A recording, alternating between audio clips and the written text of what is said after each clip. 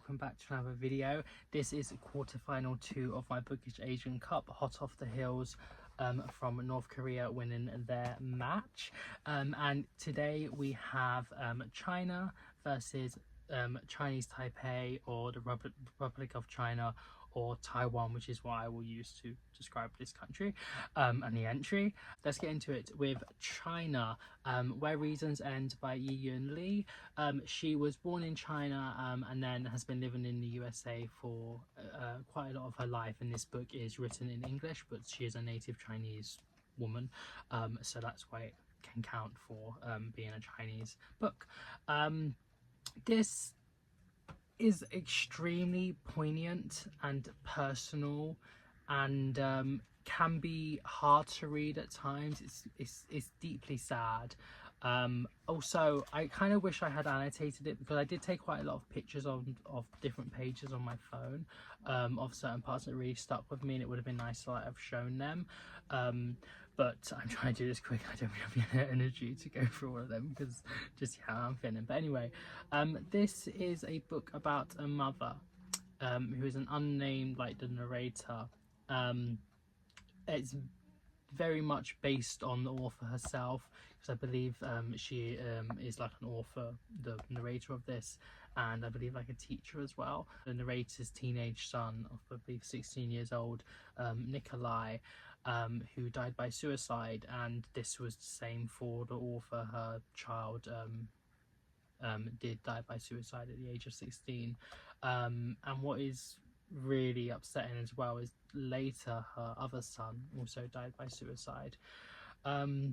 So it's a very deep and hard to like put your head around in some ways, just the rawness of this book and what she was doing with it. But it's basically these imagined conversations with her son, or the narrator's son, in this sort of like a void landscape. It's not real time, it's not a real place, it's not like reality. It's really the only way she can communicate with her child that has died. And there is obviously the grief that comes with it, and the questioning of why he chose to do this act. But a lot of the book is just these conversations, specifically surrounding language, because it's kind of like the only thing she can really talk about now that there isn't like the reality. And I think they are handled so well, and it's really, really insightful. And just overall, it's an extremely poignant piece of literature, and I would so recommend it to everybody, but given some of the themes as well. So yeah, that is sort of the plot of this book, that in some ways doesn't have that much of a plot. It sort of backtracks and goes in different places at times. But yeah, what I found really well with this, and my positive points, is how it speaks about like the talents of the son Nikolai, and all the things that like he could have done, and how like what he was doing with his life, like baking and playing the oboe and other like qualities, and the grief of that, and a grief of a lost life that could have amounted to so much. And yeah, it's just is quite deeply upsetting, but handled exceptionally well. It talks about like the etymology of words and language, and talks about like the debate of nouns and adjectives, and how nouns are like a wall, but like final, like death or other nouns, I guess. But then adjectives can act as a window, which is some of like what Nikolai talks about, and how like it can be a little bit humorous and like lighthearted at times as well, and how he uses this to have these like arguments with his mum, and how, yeah, so adjectives are like windows through the wall, and they can describe more about this final thing, which a noun can sometimes be. And there was a part of this sort of like a procrastinating tree, and that sort of like stuck with me, and how like a tree that has like not shed its leaves yet when it come into autumn, and how that's just like biology because it's just what it's doing. But when you look at it through like a human lens and sort of like adding this humanity to the tree that is procrastinating its duty or act or whatever to its function to shed its leaves. So yeah, this sort of like procrastinated tree I thought was done so well. Like the tenses as well, and how it talks of like was versus is, and how like the conversations were all like in the past but now they're in the present because they are what she is doing, even though he's not really talking back. It's all her own sort of talking and making up these imagined conversations. And I felt what was really done is that she's reaching out with words because she cannot reach out physically. And yeah, it's very, I don't know, it hurts your heart, but you can see why she's doing it. And then also the profound limitations of language that come with that previous point, and how like they can't get back the thing you want to be talking with, I guess. And then my only little critique is that it is a little bit hard to follow at times, and maybe a little bit confusing and a little bit repetitive, but sort of minorish details, to be honest. Then with Taiwan, we have Notes of a Crocodile by Chu Miaojin. This is translated from Chinese by Bonnie Hu. This one I did actually annotate. I did read Last Words from Montmartre by her, I believe 2 years ago. It might have been 3, I'm not, I think it was 2 years ago. I enjoyed what that book was trying to do, I guess, in some sense, but I didn't love the execution. And again, that is a deeply upsetting book, knowing that after she sort of finished it, but it had been published, she did die by suicide herself, and how that book can in some ways be read as her suicide letter, or like her final like masterpiece she wanted to create. And in some ways this as well, this one is a little bit of a hard one to grapple with. It's set out as these notebooks, and each one has like a few chapters in them as well, if I can find like the thing. There's like, yeah, so there's 8 notebooks and then multiple chapters within them. So like the second one and stuff. A lot is underlined, quite a lot is starred in this. I feel like it definitely moved me, and there was definitely a lot to talk about. Maybe I'm not really giving the book justice with this sort of short kind of review thing that I'm trying to do here. But yeah, and they start in like 1991, and then it sort of like backtracks to like the mid to late 80s of the main character, Laza, who is sort of based on the author herself. So yeah, sort of like 2 autofiction works.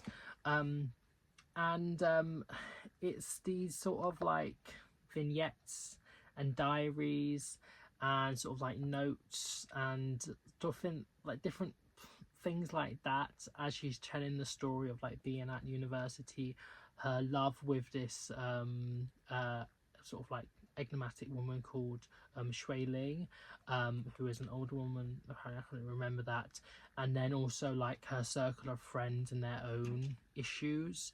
And I think what it does so well is exploring sort of like queerness in late 80s to 90s Taiwan, and sort of like how they're treated and like their lives at the time, and also the main characters struggling with her identity and sort of like repressing it, but then sort of trying to work out how to like use her love for other women and like attraction, and her like trying to deal with that. And then there's also this like other narrative which sort of is following along in some ways, but I think it's separate, about these like this breakout of these crocodile people that you can't tell if they're crocodiles, but like they've been sort of being found out, and like having interviews and sort of like different laws and stuff about like protecting them or like not, because these like crocodile people are like coming into Taiwan and like invading things, like changing people's attitudes and stuff. And there's this like idea of like it could be anyone because like they wear these like human suits.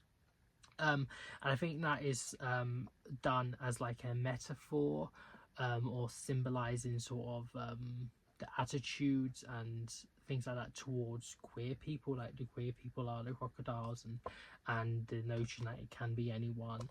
And I guess some of like the change in queer laws in Taiwan at the time, and also the like back down on them. Yeah. I'm not doing that good a job of explaining the book, to be honest, but like, it follows this sort of like back and forth of her with Shui Ling, and just sort of going around and doing her studies and trying to figure out life in a way, and like with her friends and things. So yeah, the good points I said is like the queer culture of Taiwan. I think that is done very, very well, albeit it's maybe a little bit confusing at times.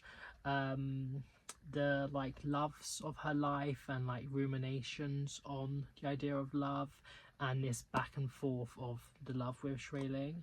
But then my negatives are that it is quite confusing, a bit repetitive as well, and sort of having like a similar sort of like conversations and things, and can be a little bit annoying. But like there is definitely a lot to learn from it and a lot to get. I just didn't love it because I was just confused a lot of the time of what's really going on and sort of like the backtracking and things. I felt like maybe there wasn't enough of a thread, and like who's sort of talking and things as well. But I'm glad I read it. I think it's sort of like a seminal sort of like work in sort of like Sapphic literature, and really interesting to read it from a Taiwanese perspective as well.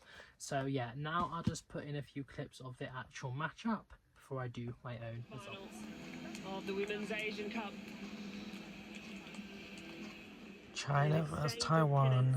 Let's go. And let's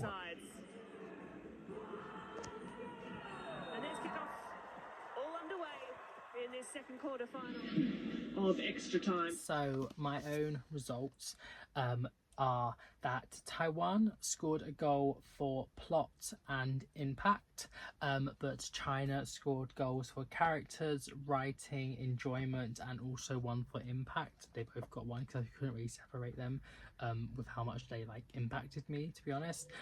So that means that the final score is 4-2 to China, and they will be progressing to the semi-final, and we are saying goodbye to Taiwan. But it definitely holds its own.